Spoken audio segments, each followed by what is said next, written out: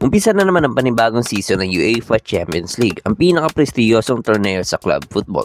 Muli na naman magsasagupa ng mga top team sa Europe para sa pinakamataas na tournament ng professional football. Dito natin makikita mga epic goals, wild comebacks at laban na parang pelikula sa tindi ng drama. Bawat season, milyon-milyong fans ang nakatutok dahil isa lang ang hangarin ng bawat team, maging kampiyon ng lahat ng kampiyon.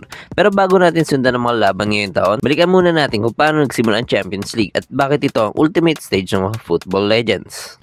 Nagsimula ang torneo noong 1955 bilang tinatawag na European Champions Clubs Cup o mas kilala noon bilang European Cup. Simple lang ang format noon. Tanging mga champion team mula sa bawat bansa ang kasali at knockout format kaagad. Ibig sabihin bawat laban do or die at wala kang second chance kapag natalo.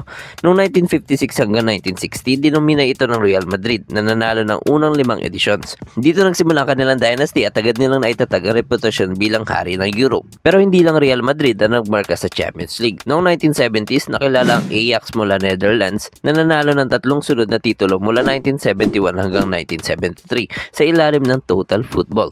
Halos kasabay nito, gumawa rin ng sariling dynasty ang Bayern Munich na nanalo ng 3 sunod mula 1974 hanggang 1976. Pagdating naman ng 1980s, sumikat ang Liverpool na 4 na beses naging kampiyon sa dekadang iyon. Kasabay rin nito ang AC Milan na binuo ang isa sa pinakamalalakas na team sa kasaysayan noong huling bahagi ng dekada at nasungkit ang back-to-back titles noong 1989 at 1990. Bago pa man dumating ang 1990s, ang European Cup ay naging simbolo na ng supremacy sa football. Bawat panalo hindi lang torneo ang nakataya, kundi reputasyon at pride ng buong bansa na nire-represent ang kanilang champion club. Ngunit noong 1992, opisyal nang binago ng UEFA ang pangalan at format ng torneo. Mula sa European Cup, ito ay naging UEFA Champions League.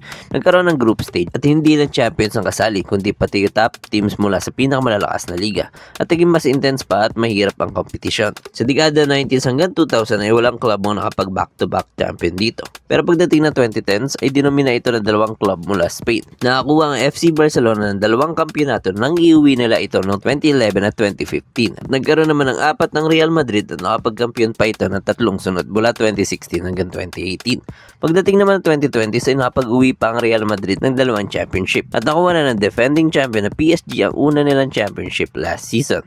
In summary, Real Madrid na naghahari sa may pinakamadaming Champions League trophy na may 15 at sinusundan ito ng AC Milan na nakapag-uwi ng 7 Champions League at pumapangatlo naman ang Bayern Munich at Liverpool na mayroong 6 Champions League title. Pagdating naman sa performance ng mga bansa sa tournament, Spain ang nangunguna na may 20 titles mula sa top 2 clubs nila at sinusundan ito ng England na may 15 at Italy naman na may 12 titles. Sa mga players naman na may pinakamaraming Champions League title ay may 4 na player na may parehong 6 championship na napanalunan.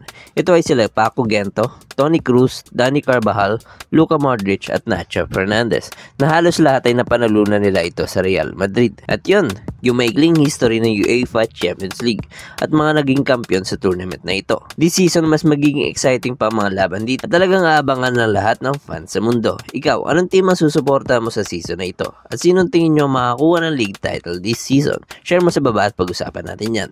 Kung gusto niyo itong video, huwag kalimutan i-like at i-share para mas lumawak pa ang football sa Pilipinas. At syempre, kung bago ka lang sa Pitchside Pilipinas, mag-subscribe ka na at i-hit mo na rin yung notification bell para updated ka lagi sa mga kwento ng football.